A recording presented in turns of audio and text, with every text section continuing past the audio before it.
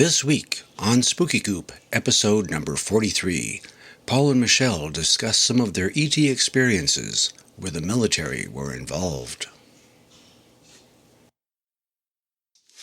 Hi everyone, I'm Paul. And I'm Michelle. And you're in The Spooky Coop.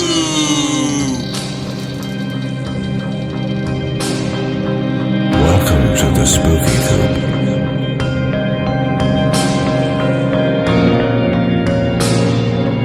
Hope you're not chicken. And hello, Michelle. How are you this week? Hey, Paul. I'm doing good. I'm on the tired side, but I'm doing good. Yeah, today, folks, we're going to talk about an interesting subject, and we're going to be organic about it. And Michelle's got a fabulous story to tell. Daylight savings time. No, we're on standard time. We're on standard time. That's why now. I'm tired. Is that why you're tired? I think so. And that has nothing to do with the story, but it could because it did involve an alien abduction / contact experience. Mm-hmm. So, several of them. Yeah, so this week's title is about alien military contactee / abduction experiences. At Area 51. And a half. So, you woke up and you, as usual, remember these things. I remember snippets of stuff, sometimes longer, sometimes more detailed, but you generally will remember an experience in much more detail than myself. Well, that's because I don't go back to bed. And They bring me back and I okay, I think I'll stay up now. Yeah, you not sleeping is what keeps me awake, which is why I experience chronic fatigue all the time. Did you know that? So... Still a good duck. Still a good duck. Good job, everybody. Come on, tell us now. What happened at Area 51? So well, what's going on? There's a bunch of stuff. You want me to start with a story? Yes, please. Okay, why don't I start with a story, recent or old? I mean, which one? Recent. Okay. But before you start, I want to inform our audience that you will be delighted by the background noise of every single animal in our house because it's raining outside. And so there are ducks, there are dogs, and there are birds everywhere making sounds through the house. We don't have ducks. Chickens. We have, but they're outside in the chicken coop. And they're in the coop, and it's dark because it's standard time. That's true. Go ahead. Sorry. The lizards don't make noise. Did you close the door on the cobra terrarium before we started?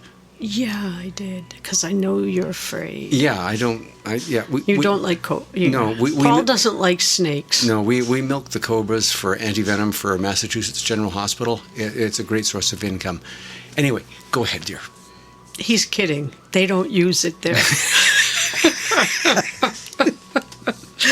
Okay, let's see. One of the Area 51 things. Okay. I'm not going to tell you which president this is. All right? You guys can figure that out on your own, guess, whatever. Not too long in the distant past. Okay? We're not talking several decades.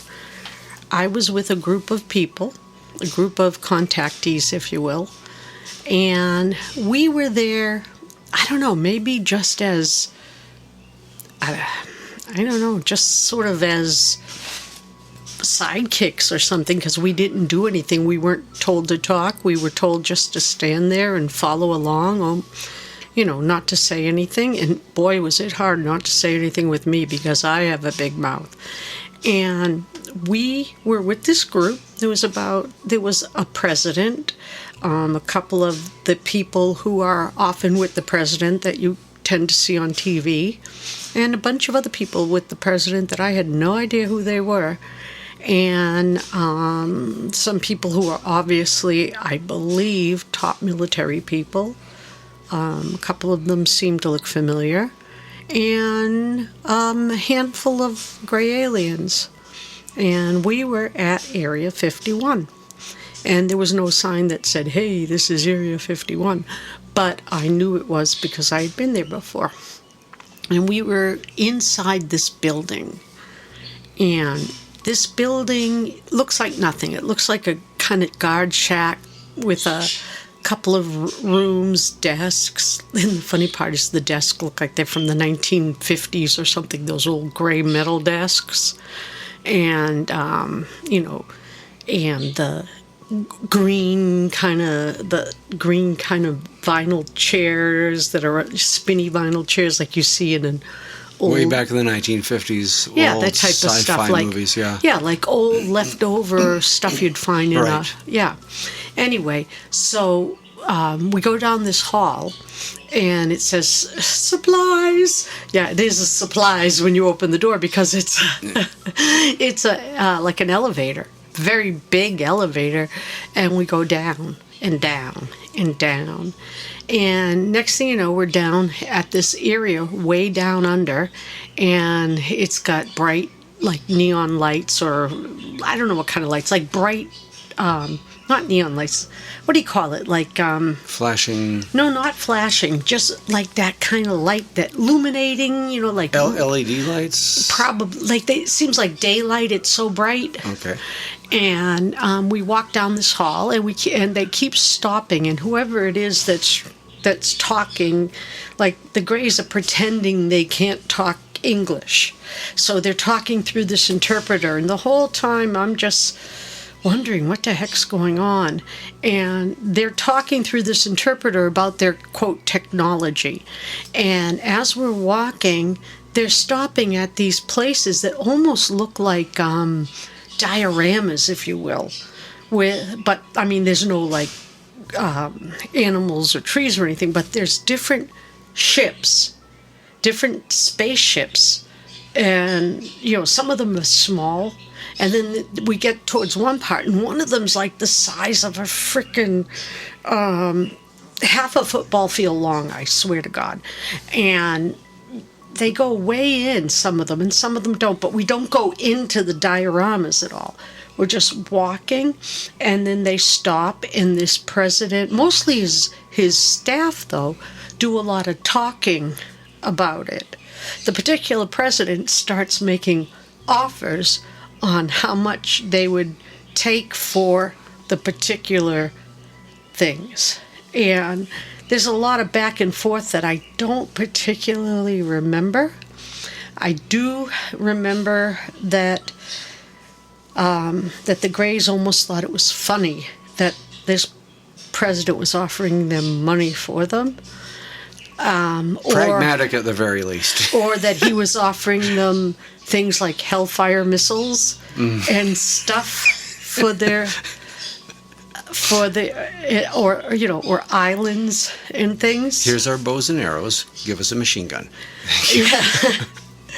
I honestly don't know exactly what the point of it all was. Mm-hmm. We weren't allowed to say anything. There were a couple of things that the presidential staff or the president said that, boy, I wanted to say, are you guys stupid? But the other side kept it very, very cordial, I guess they were sort of showing off. I don't know why there was me and 3 other people there that were contactees. I have no idea why we were there, what we were doing. We weren't allowed to talk. We were just sort of observing, just kind of like witnesses. Very odd. Very unusual, yeah. Yeah. So that was the most recent thing that I can remember of Area 51. Fascinating. So the ships, what did they look like from the outside? Most of them were very, very smooth. The big one looked like it was just this big piece of metal. What color was it?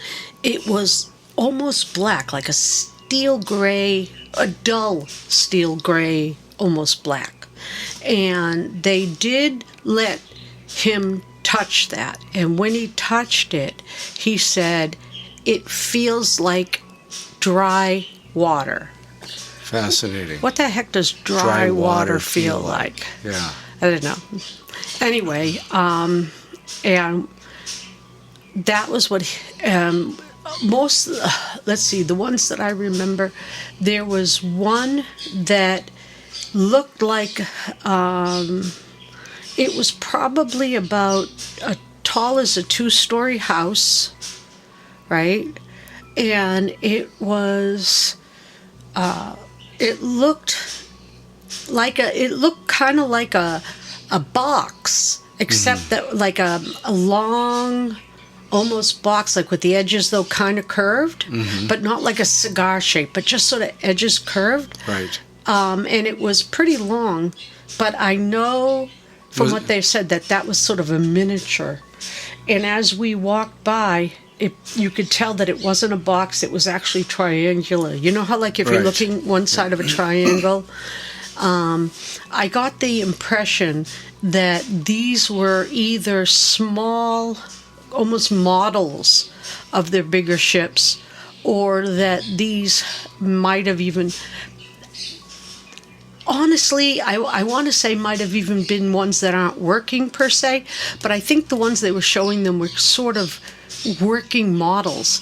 And I remember thinking in my mind at one time when I saw those that these were like kiddie cars, like, you know, like we have those little driving Jeeps for the kids. So they didn't look like they had been taken apart at all. They were all not whole. These. Okay, but then again, if they had been taken apart and then reassembled correctly, you know. Yeah. A couple of them were on stands, and a couple of them didn't. Couple of them were like on a stand. One of them was on the ground. The big one was just on the ground, and it had, you know how, like, if you have a boat, you might put things so it doesn't rock. I know what you're saying. Yeah, like wedges. I don't know the actual name. Like they're almost like wedges. I feel terribly ignorant. I don't know. There was a little gold one, a little golden one, like almost a copper-colored gold one. A ship? Yeah. Okay. Like a copper-colored gold one that had like angular edges to it, and it was like almost in 3 pieces. And it had angular edges. I should draw it sometime, maybe. And that one seemed to be floating. Right. Yeah, There was only like 1, 2, 3, 4. I think there were only 7 or 8 of them. I don't remember all of them at this point because there were some points where I was just too fascinated by watching this president, what he was offering them. Isn't that interesting? And so he wanted to know what kind of weapons they had, too. Incredibly myopic. Yeah. Yeah, he wanted to know all about weapons. They started talking to him about long-term storage for like grains and food, and how they could store that without it going bad. Really? Yeah, and he wasn't interested in that. Not interested at all. Well, some of his other men were. I mean, but he didn't want... He had no interest at all. Yeah. Yeah. Fascinating story. Yeah. You know, you wonder about the interactions that have gone on between the military and aliens, visitors over the years. And the aliens have told us that they first made contact in 1920. Which, interestingly, was when the League of Nations was formed. And then they diverted from that, and then it wasn't again until they, when was it, the late 30s or 40s, that they established contact with a different group of rulers. Yeah, I don't know. That. Yeah. I'm not into the history so much. As far as I'm concerned, it was a little anecdote that I remember one of them telling me. It started when I met them. Yes. You know that one time I was on one of the ET bases, and it was the part... So a lot of people don't know that there's a base that is built into an old human military base. So one part of the base is very ET tech, curve walls and everything. Right. And that brings me to something that I wanted to talk about.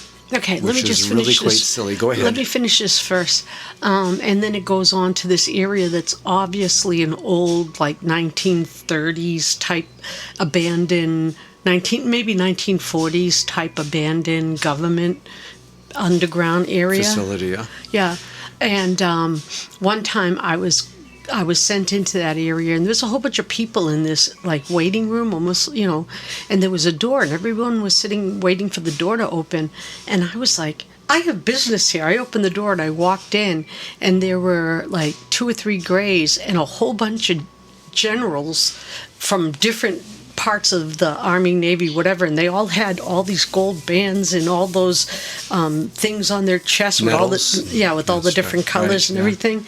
And I walk in, and I'm staring, and Hita, the gray that I work with, turns around and thinks very loud in my head, "Go away." So I turn around, close the door, I look at everybody. Oops. Yeah, I said, "I'm not supposed to be in there, am I?" And they went, "Nope." Are you done that part of your story? Because go ahead. I wanted to bring up something that might twig the memories of some of our listeners.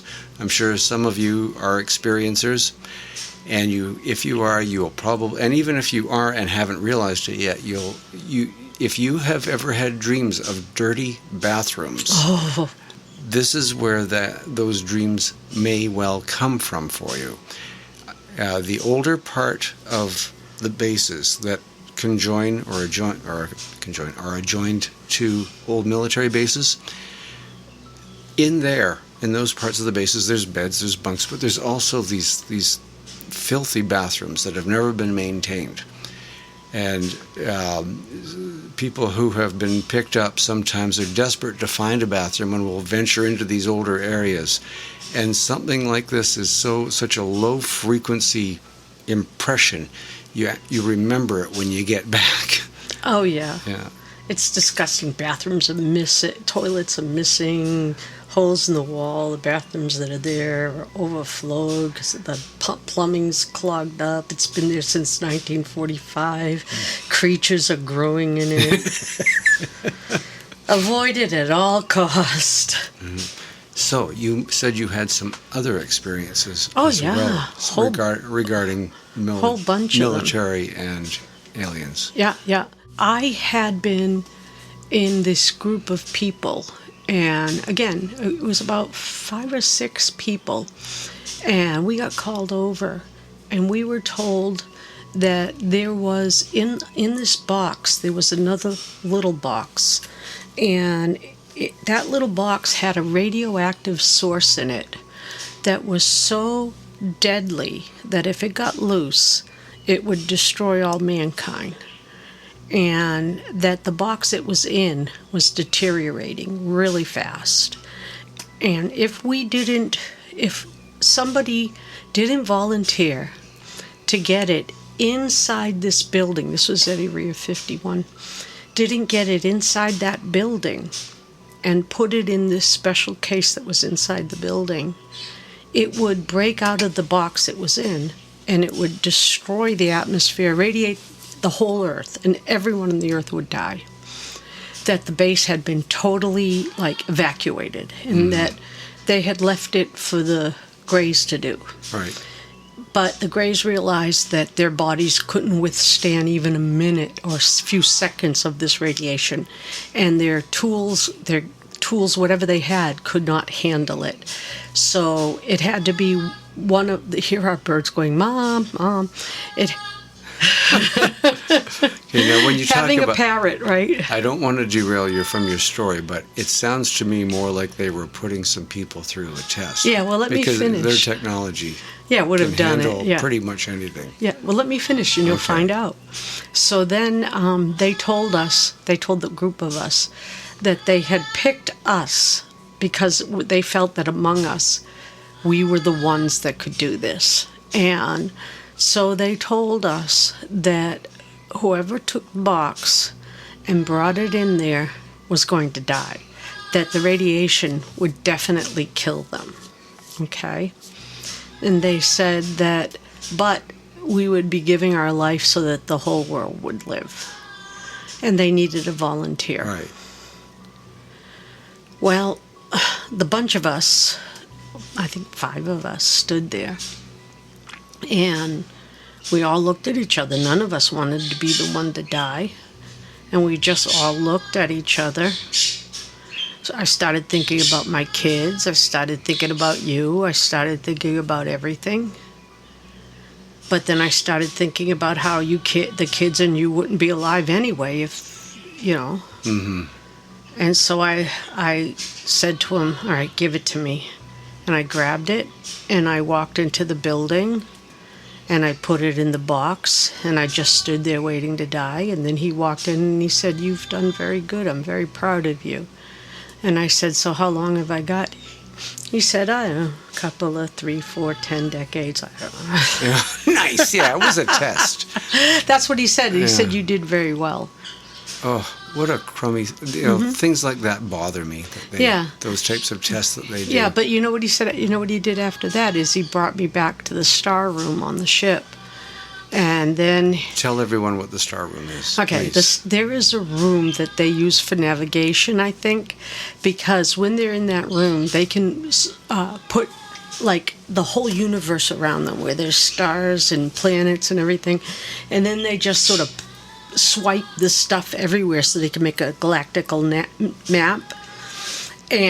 But when they, at least me, and Paul too, bring us in there, we can just swirl the stars around like a awesomeness, right? Mm-hmm. And what he did is he let me think the music in my head. So I have, in my head, I have Yes music playing in my head, close to the edge, down by the river, and I have all these stars flying around and everything, and he let me do that so he for a rewarded reward you. for passing the test. Also, he said he was very, very proud of my empathy. Yeah. And you know, it's funny because when you're there, you kind of feel childlike. It was like my daddy was telling me I was a good girl. Mm-hmm. Which I know some of the listeners are going to say, "Wow, that's a real terrible manipulation." And it kind of is, but in another way, if you're in the middle of it, it really doesn't feel that way. When you're in the middle of it, you think to yourself, "I am a good soldier." I have another one about near the gate. Okay? Mm-hmm. Now, this isn't the gate people stand at and people come out, trucks come out and say, "Move along, nothing to see here." Cows turn themselves inside out all the time. Right. Not that gate, okay? This is a gate way further back, all right? Mm-hmm. And by the way, if you go to that gate, you're just wasting your time because there's another gate off the highway. I shouldn't tell you that. Anyway. Don't do that. Don't. Okay, I'm not going to tell you where it is. Okay. Actually, I don't know. Anyhow, we were waiting at that gate to be taken in. I was in a van that had a well-known grocery store. I know it sounds like the movie Close Encounters of the Third Kind, but oddly enough, it was. Now, this is during an experience, right? Yes. Okay. Yeah. So you were up on shipboard, then taken down to this place and put into a van. Into the back of a van. Okay. And the van had on the front door, it just had on the front door, I only saw it when I got out, this little thing that said services provided by, and then it was a grocery store chain. But we were waiting, and that's when we were allowed to get out. Who was the we, just generally? It was me, another person whose name began with P that you know, not you, was a woman, and another woman whose name began with a K, the three of us. So just humans in the van? Yeah, just humans in this van. Okay, the three of us. Who was driving? I don't know, some guy. Okay. I don't know who he is. 4 humans. Yeah, I have no idea who he is, okay? And so the three of us got out, and we hung around for a little bit, and the van drove away. And we were standing there, and there was a guy in this gate booth, and you would have thought he had a gun and, dressed with a, Uzi or something, you know? Right. Nope, he just looked like a toll taker, like you'd see, And then we just stood there for a little bit, started to feel like I was a hooker waiting to, Oh, please don't. standing on the corner or whatever. Yeah. And then another car came, and this car just looked like what do you call those big Chrysler cars? And we got in that with some other guy. He said, come on. We got in that. The guy put up the gate. We drove through. And then after we got through that gate, then about a mile down the road, then there was the big military gate. Mm-hmm.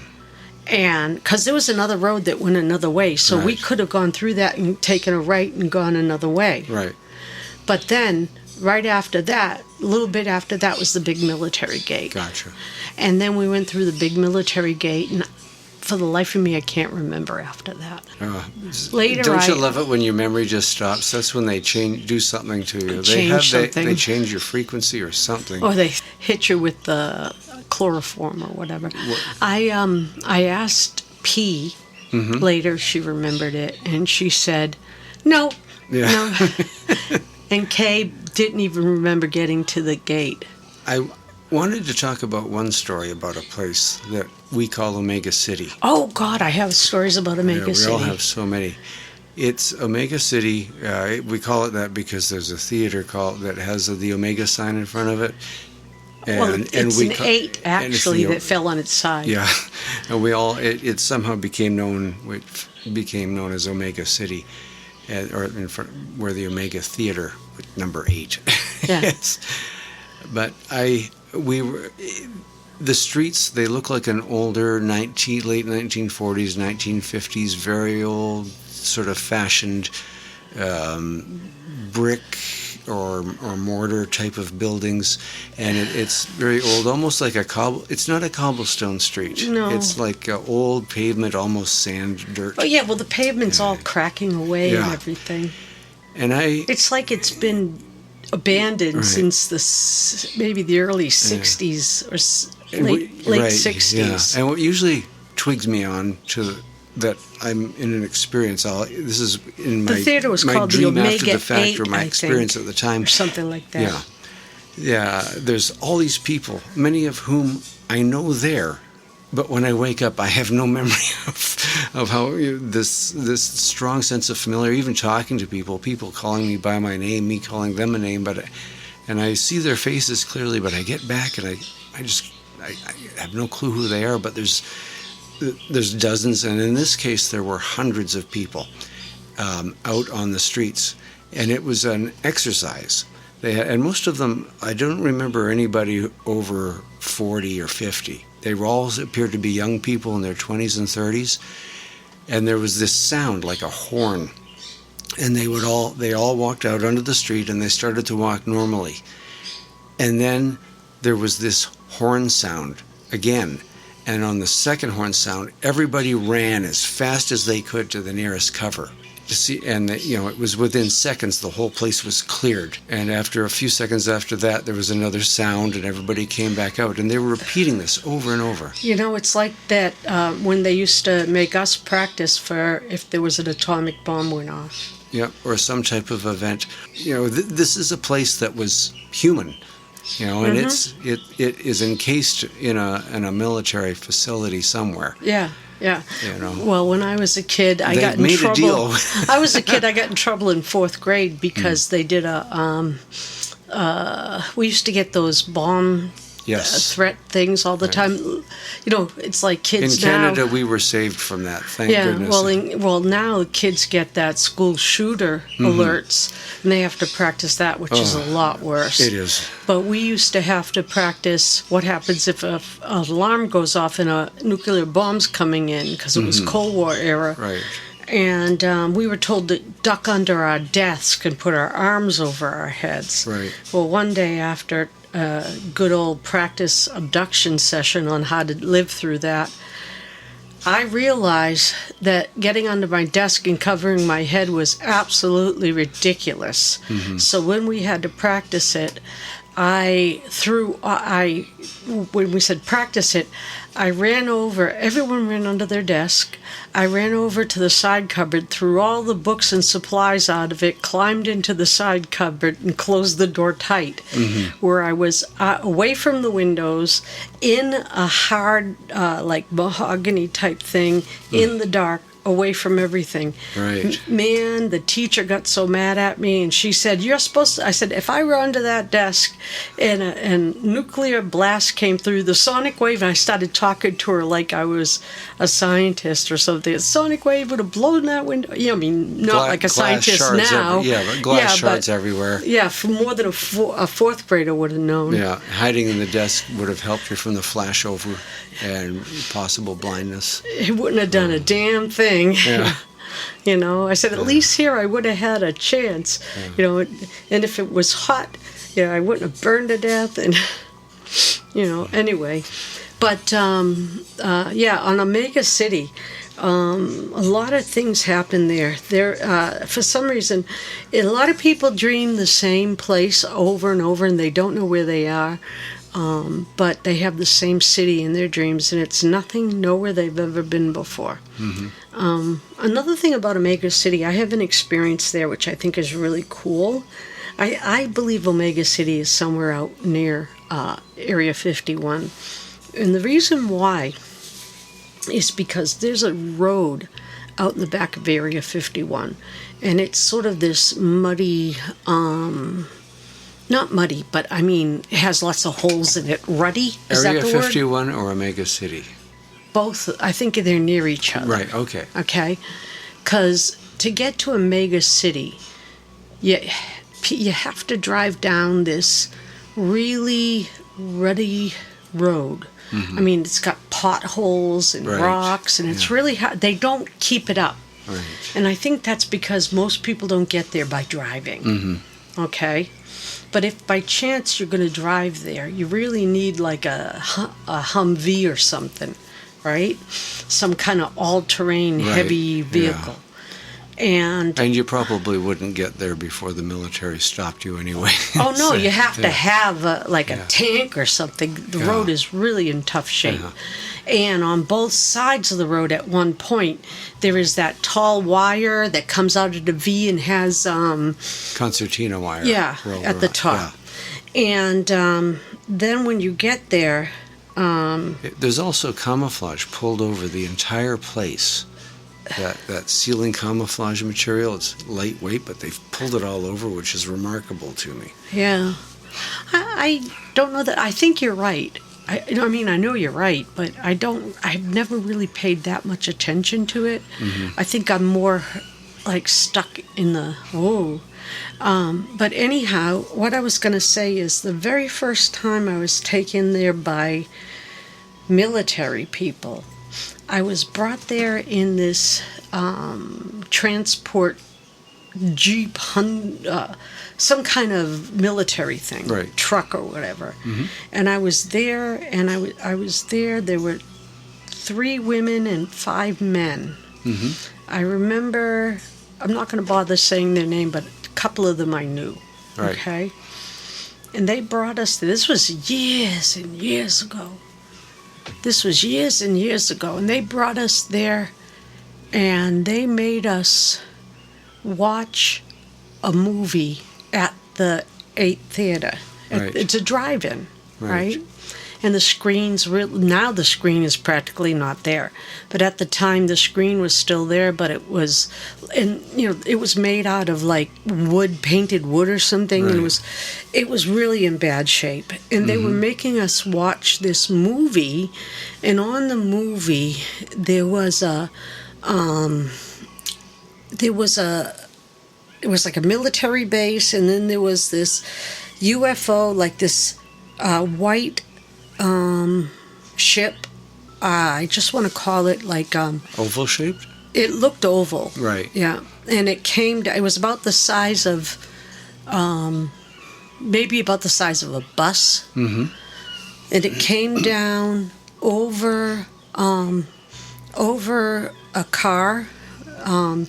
and forgive me for interjecting, because I remember you telling me this a long time ago. It was a Jeep, wasn't it, that it came down over? Yeah, after. But it came down over the car first, and then it landed, but it didn't land. It didn't put down like landing gear. Mm-hmm. It just stopped very low to the ground, and then a ramp came out. I don't remember any. And then a couple of aliens came down, and they started not talk. It was black and white. Communicating. Yeah, it was black Yeah. and white and there was no sound. Right. And so they started communicating with the base people there and everything. And then there was another scene where, like, a nurse with the little nurse hat and the doctor came out. The doctor had the circle thing. Right. And they started, like, looking them over and everything. And then the aliens went back in their ship. And then there was a jeep under the ship. There were cuts, and then Right. and then the jeep takes off as fast as it can, and then the ship goes boom, right over the jeep, like to show how fast it can go. Right. And there was scenes like that, and we all watched it like 3 times, and then we were like, "What's all this about?" And then we were told that the government had made an agreement with the ETs that they would show this movie to, I can't remember, X number of people. the number of people that was equal to the United States population at the time. To let them, to show them that aliens were real. It was part of their original disclosure. Right. But they never said that it had to be at the same time to different people. So in order to keep their promise, they kept bringing in new people and showing them this thing. It was on repeat. And then they would bring in people and show it to them. So obviously time was not a factor. They figured if it took 500 years, they'd bring a few people at a time. Yeah, or something. I guess there was a limit on the count of how Right. many.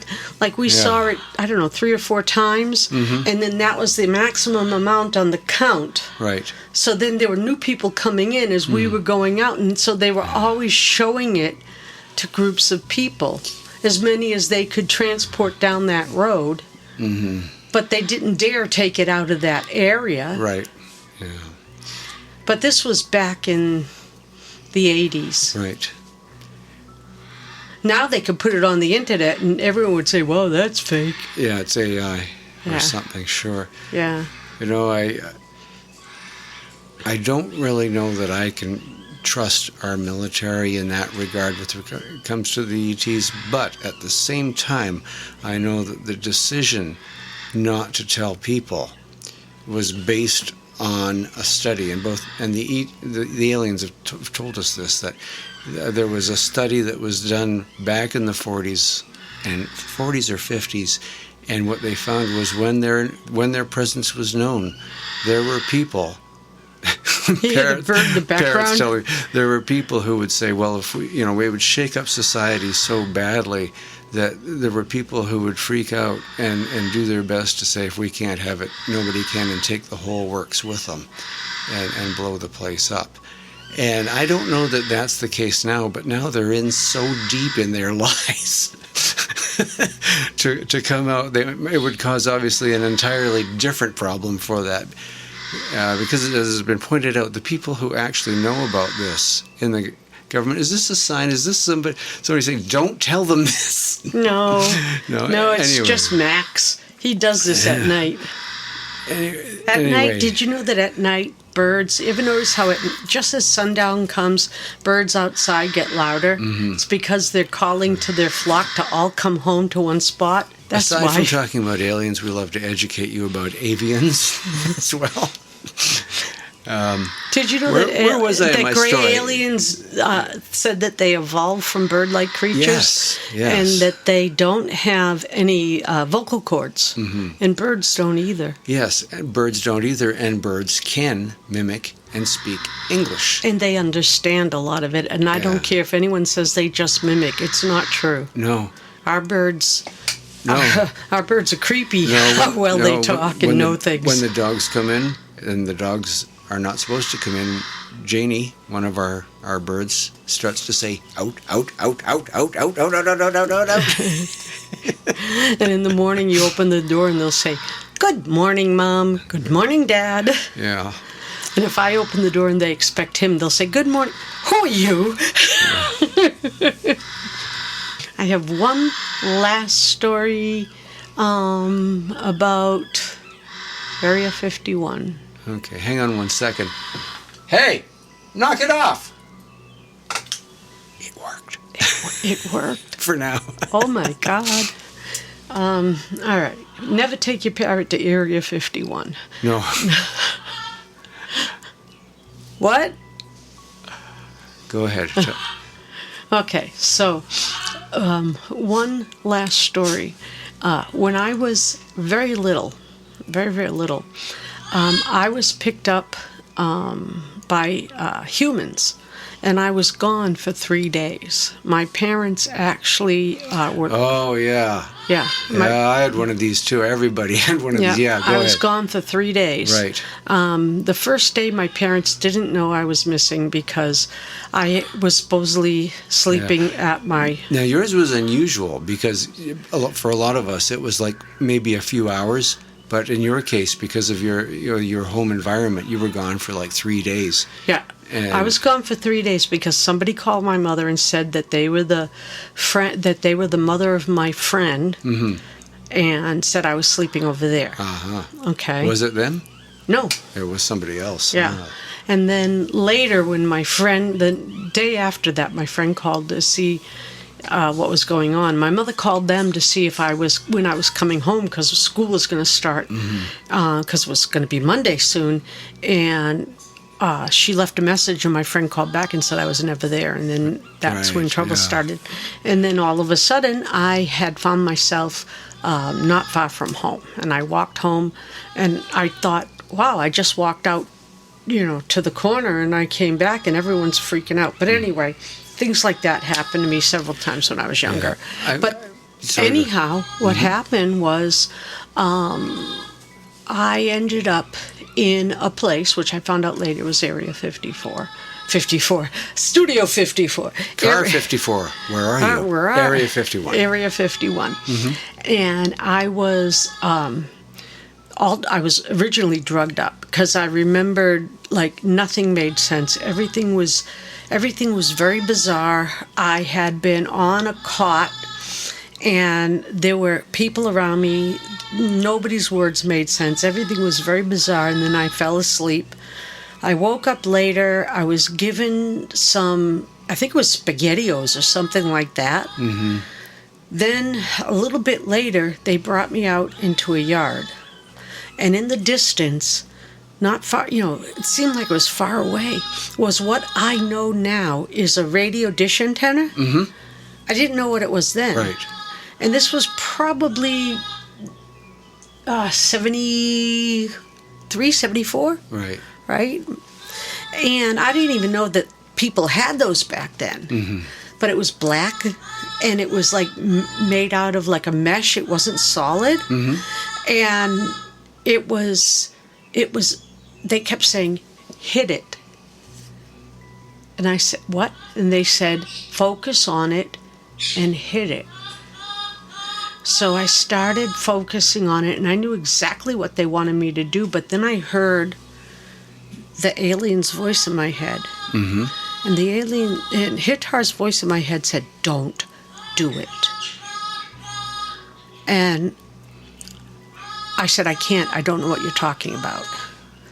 Now, I'm only like a little kid. I'm not even I'm still a preschool. I'm not a preschool. I'm still a grammar schooler. And they did this to me again later, but something different. And they're like, hit it. And I'm like, I don't know what you're talking about. And then later, they brought me in, and those cards that have the wiggly and the triangle and all that? They put one down in front of me, and then they gave me a piece of paper. This happened before the hit it thing. They put them down in front of me, and they put it down upside down, and they told me to draw a picture. And I didn't know I wasn't supposed to do it, so I started drawing pictures. And then they didn't tell me how right or wrong it was, but then they started talking to each other, and that's when they brought me and told me to hit it. And I told them I didn't know what they were talking about. I did it, and then I pretended, I pretended to do it. I closed my eyes, and I gave it the Dennis the Menace, If you could see the expression on Michelle's face right now, you'd be laughing too. And I really tried to give them the impression I was doing it. Yeah. They brought me back in. They had me do the cards again, and I did the cards again. And then they were like, "Huh." And then they gave me like a popsicle or a fudgicle or something. I don't remember what it was. And then they gave me this popsicle or something like that, some kind of some kind of treat. Right. Yep, and then a frozen treat. Mm-hmm. And then next thing I know, I'm at the top of the street next to my house. Yeah, without telling what happened in between, I can. My experience was in my mid to late teens. Yeah. And when I was coming home, it was it was about 8 o'clock at night. It was dark. It was I can't remember which time of the year, probably the autumn. And a car came up behind me very quick, out of nowhere, and then stopped. And I turned to look, and as I turned to look, I heard something from behind me and felt something go over my mouth and a sharp poke in my left shoulder. And then a moment later, I found myself standing there. No one was behind me, and the car was there. And there were two men in the car looking at me. And they looked like Toronto detectives. You know, I don't know if any of you are familiar with the police there, but way back in the 80s, they were a mean group of people. And they just looked at me with these looks of death. And just before that, as I opened my eyes, I turned around to grab and kick whatever was behind me, and there was nothing there, and I lost my balance. And I realized something odd had happened. Then I looked at the windshield of this car. These two guys were looking at me with these death stares. And I heard a voice in my head say, "Just go home." Just go home. And so I sort of shook my head like I was dizzy, and I walked home. And when I got home, it wasn't 8 o'clock. It was well after 11 o'clock at night. In that few seconds of time, whatever they did took away my memory. They had something that they used that could take away my memory for those few hours. Yeah. About when I was 16, it happened again. Mm-hmm. This time, I don't remember where I was when it started, but again, I found myself, this time I woke up and I was in a van. Mm-hmm. And I remember thinking, oh great, I'm going to be killed. Because it was at that time people were starting to talk about like serial killers in California and stuff. And I thought to myself, what happened? Did I get hit on the head and now I'm in a van because I was tied up. Mm-hmm. And then the door opened on the van, and there was one military guy and two guys that looked like doctors. Right. And they gave me a shot when I got out of the van, and it kind of made me feel more awake. Mm-hmm. And then they brought me into like a tent. It was kind of like a tent, but I saw the big black thing again. The dish. The dish. Yeah. And I thought that wasn't a dream, because I had made myself convince myself that it was a dream. Yeah. And then I was like, that wasn't a dream. And then they came over. The doctor came over and he said to me, it was take 2. And I was like, what? And he said, we know you can do it. You've been lying. Mm-hmm. And I just started screaming and kicking and screaming and scratching. Right. And next thing you know, they're saying, okay, take her home. Mm-hmm. You wonder. I have no idea if anything happened in between. Right. Notice how when we get to some of the nitty-gritty, the parrots get louder and louder. It's like Hitchhiker's talking to the parrot saying, make noise, tell them to shut up. I have so many stories about Area 51, but here we are in Omega City. Yeah. So, anyway. We'll talk about more of them later. We will talk about more of them later. We haven't even talked about the big bridge or anything. No. Of course, that's not in 51. No. Yeah. Anyway, my dear. You know what it is? It's past their bedtime. Yes. Folks, thank you for enduring this background noise, which we would like to say adds to the... We forgot to tell you we're in a jungle. Adds to the ambience of our podcast. Yeah. we're very grateful for you joining us. We look forward to seeing you here In the Spooky Coop.